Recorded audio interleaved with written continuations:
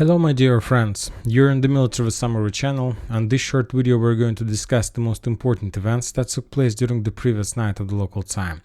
And first we're going to start with the Kherson direction. As you can see, we have few geolocated videos from this area. All these videos show us continuous Russian process of bombing and attacking the Ukrainian forces either on the Ukrainian bank of the river and on the Russian bank of the river. When talking about Krynki itself, another video of the use of Stolz flamethrower systems, and also we can add that this is another day without FAPs on this direction. Now we're moving to Zaporizhzhia area. We have just one geolocated video. If you remember, during the previous few days, the Russians mainly were focused on the western part of the foothold by attacking Rabotina and the base of the village, the road between Rabotina and Novodanilovka. And when talking about the previous 24 hours, today we got some geolocations from the eastern side. On this, for example, scene, we can see another Russian offensive operation, like the Russian armored vehicles and Russian tanks and Russian infantry were heading in direction of the tree lines that located on the northeast of Verbova. We don't have any video confirmations whether the Russians managed to capture and establish control over this tree line or not, but something tells me that the Russians managed to do this. So we're going to expect for more updates. This is the Russian infantry that landed, and stormtroopers and their start offensive operation. The armored vehicle turned and returned back home. Now we are moving further to Donetsk and the South Donetsk direction. When talking about South Donetsk direction, we have another day of FAB 500 use. After some problems, or maybe due to some Russian new tactics, the Russians changed their FAB 500 and FAB 1500's focus from Kherson area to South Donetsk direction. And this is the third or fourth day in a row when we got another geolocated confirmation of the use of this type of weapon. So very likely the Russians do have some plans, and maybe very soon they're going to restart their offensive operation in direction of Velika Novosilovka, or at least the Russians want to Ukrainians to think like that. Furthermore, the Russians start bombardments and artillery preparation to the east, to the west of Staromayorsk, and on this video we can see how the Russians were bombing the Ukrainian trenches, Ukrainian forces. So also very likely that the Russians will relaunch or renew their offensive operation along this true line as well. And now we are moving to Donetsk area. We have a lot of updates. First of all, the important thing is coming from Kurakhova, let's say the main logistic hub on this direction. Also, the Russians were using FAB 500 or FAB 1500s in this area, which confirms some certain focus of the Russians. We know that there are very heavy clashes on this direction. The Russians are trying to penetrate the last defense belt in front of Novomikhailivka and Paraskovyevka, and Kurakhov is the main logistic hub. So as we discussed when talking about Novomikhailivka, the just last final belt, defense belt, lays in front of the Russians. If they can capture and bypass this, then the battle for Novomikhailivka will start from the north as well. Now we're moving to Donetsk, and we have a lot of very interesting updates. And first we're going to start with a very strange, terrible, difficult maybe video that we received from the Ukrainian sources. If you have access to this map, you can open this video and read everything in details. So on these scenes, for example, we can see Ukrainian soldier. This video was published by the Ukrainian soldier, and on this video we can see a young man who was sitting in the trenches. And when I was watching this video for the first time, I didn't understand what exactly is happening, but later when I read the comments, read the things and description to this video, I realized everything.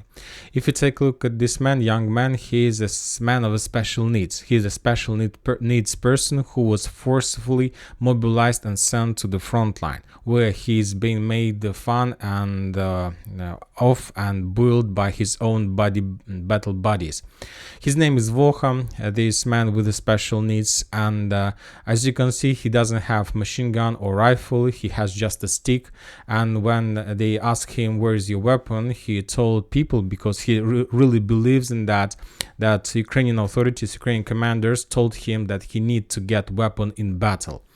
Very difficult situation, and this is exactly what are we going to see within the next half a year. The Ukrainians will try to mobilize everybody they can, and sometimes it's a special needs person.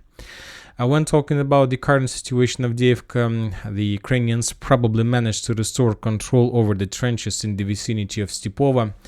They managed to return control over these three lines. We have some geolocated confirmations of that. We have Ukrainian armored personnel carriers and Bradleys who were attacking the tree lines probably before the next waves for clearing. So as I understand, it's better to show this territory as an area in the gray zone.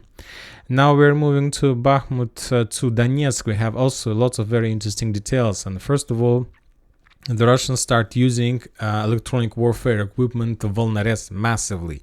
Now they try to establish this type of weapon, this type of equipment on every single light vehicle, track tank they have, and this might be a game changer when talking about the situation with drones, and maybe this will allow the Russians to save as many as possible armored vehicles and the personnel during the special military operation. Another interesting update is that the Russians created new drone or new type of drone.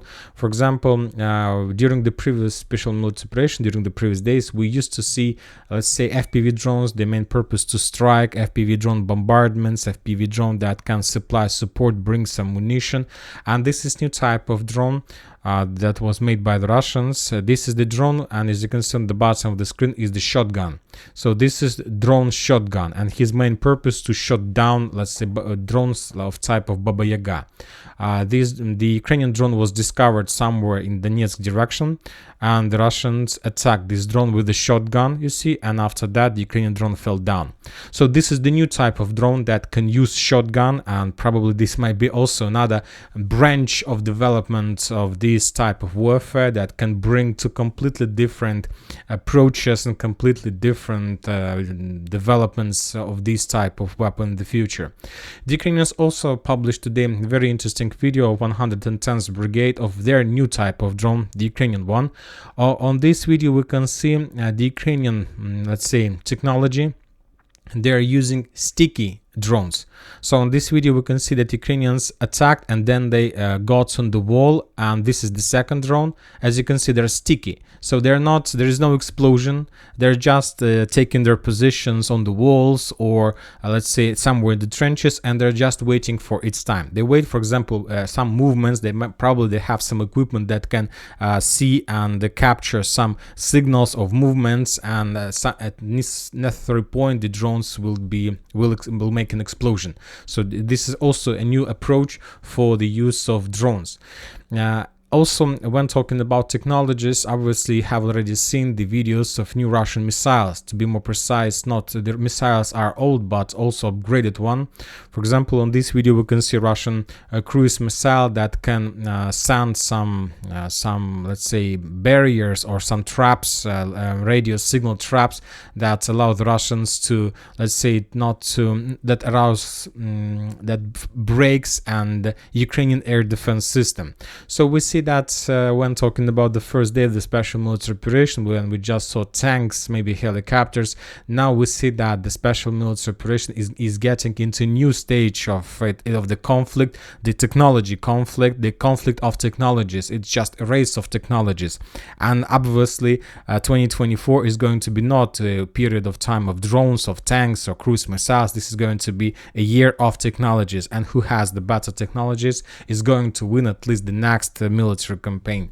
When talking about Bakhmut, Artyomov's direction, we have the final geolocated confirmation of Russian control, or how the Russians managed to capture the energy facilities on the northwest of Bakhmut, or to the southwest of Kromova. On this video we can see the Russian storming operation, how they were capturing this territory. Now this is like 100% geolocated confirmation of Russian progress in this area. There was also some scenes how the Russians captured some tree lines. Obviously this attack took place not today but probably a few days ago, which means that the Russians managed to move further in direction of Ivanovska. So this is geolocated confirmation. Also, as you can see, I have updated the map in the vicinity of the cemetery and Popovsky forest, and according to information we have, the Russians after another artillery preparation launched another attempt to attack the Bogdanovka and the Ukrainian fortification area on the hill. We haven't received anything from Solidar during the previous night, as well as not anything from Liman direction. When talking about Kupiansk, the same story. No changes on the ground, no updates about the battle for Sinkovka or Ivanovka Yagidne. So let's wait, because as I understand, today we're going to receive more updates. And that's it for today. Military Summary channel reminds you to condemn any violence in the world. Thank you for watching. Subscribe to my channel, put your likes, join my Patreon, and have a good day. Bye bye.